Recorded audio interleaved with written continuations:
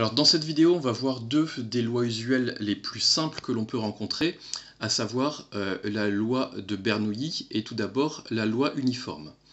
Donc on dit que x suit la loi uniforme sur l'ensemble des entiers compris entre 1 et n si le support est égal justement à l'ensemble des entiers compris entre 1 et n, et si pour tout cas dans le support, la probabilité que x soit égal à k vaut tout le temps la même chose, vaut tout le temps 1 sur n.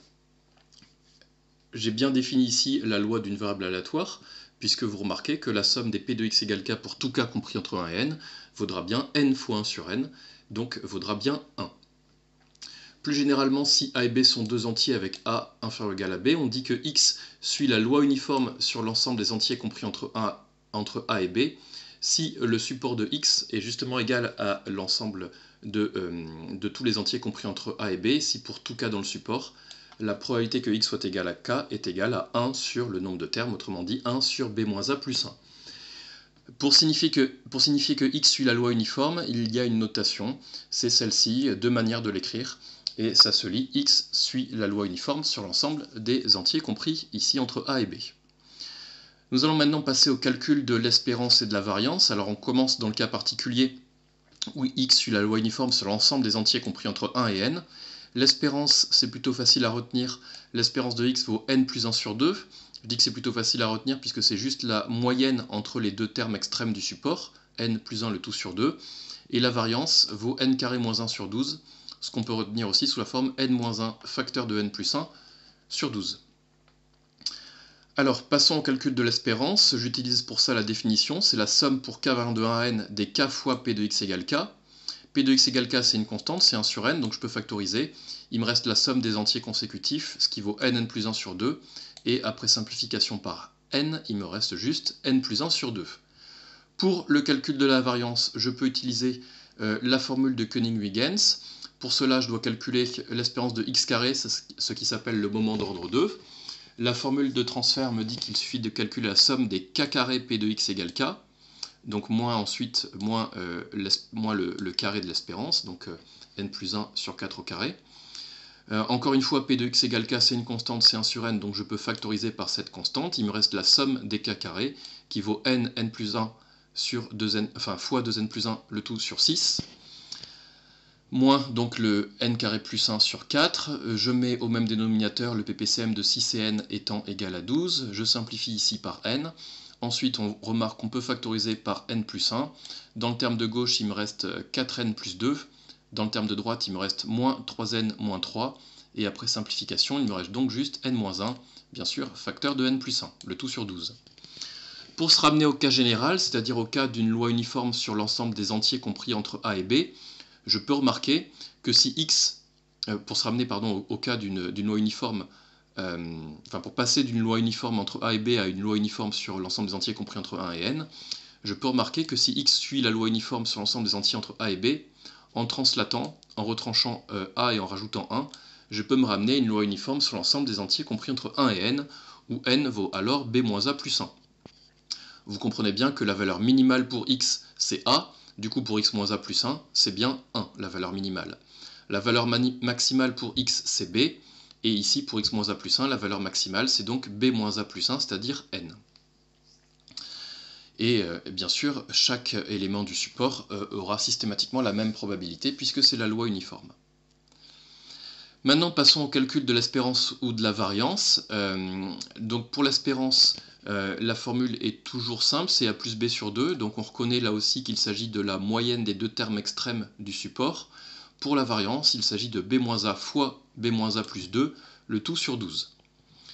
Donc on commence par poser grand Y égale à x-a plus 1, donc ce qui nous était suggéré dans la proposition précédente, et de poser aussi n égale b-a plus 1, puisque du coup y suit la loi uniforme sur l'ensemble des entiers compris entre 1 et n. Et pour revenir au calcul de l'espérance et de la variance de grand X, je peux remarquer que x vaut y plus a moins 1. Du coup, l'espérance de x, ce sera tout simplement l'espérance de y plus cette constante. A moins 1, c'est une constante, donc c'est tout simplement plus la constante. L'espérance de y, c'est, on l'a calculé, c'est n plus 1 sur 2. En remplaçant n par sa valeur, j'obtiens b moins a plus 2, le tout sur 2. Plus a moins 1, je mets au même dénominateur, j'obtiens donc, au numérateur, j'obtiens un plus 2a. Avec le moins a qui est là, ça fait tout simplement un a. J'obtiens aussi un moins 2 qui part avec le plus 2. Et donc j'obtiens tout simplement A plus B, le tout sur 2. Pour la variance de x elle est égale donc à la variance de y, puisque je vous rappelle cette formule qui dit que la variance de x plus b est égale à a carré fois la variance de x. Donc là j'applique cette formule, sauf que a vaut 1, le b que je viens de vous montrer, le b c'est a moins 1, donc j'obtiens tout simplement que la variance de x va valoir 1 au carré fois la variance de y, c'est-à-dire tout simplement la variance de y, qui valait, on l'a démontré, n-1 fois n plus 1, le tout sur 12, n-1 c'est b moins a, n plus 1 c'est b moins a plus 2. Encore une fois, le tout sur 12. Donc on a calculé l'espérance et la variance d'une loi uniforme sur l'ensemble des entiers compris entre a et b. Passons maintenant à la loi de Bernoulli. Pour cela, on prend un entier p compris strictement entre 0 et 1.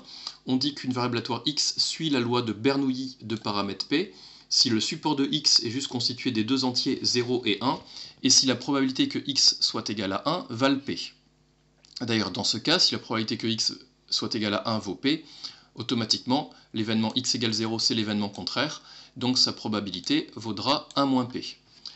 Pour désigner la loi de Bernoulli de paramètre p, il y a une notation, x suit la loi de Bernoulli de paramètre p, ça s'écrit comme ceci. Une remarque vraiment importante, c'est que si A est un événement dont la probabilité est strictement comprise entre 0 et 1, alors si je note petit p la probabilité de l'événement A, j'obtiens que la fonction indicatrice de A est une variable aléatoire qui suit la loi Bernoulli de paramètre p. En effet, la fonction indicatrice de A, dire que la fonction indicatrice de A vaut 1, c'est équivalent à dire que l'événement A se réalise, et cet événement-là, il est bien de probabilité petit p.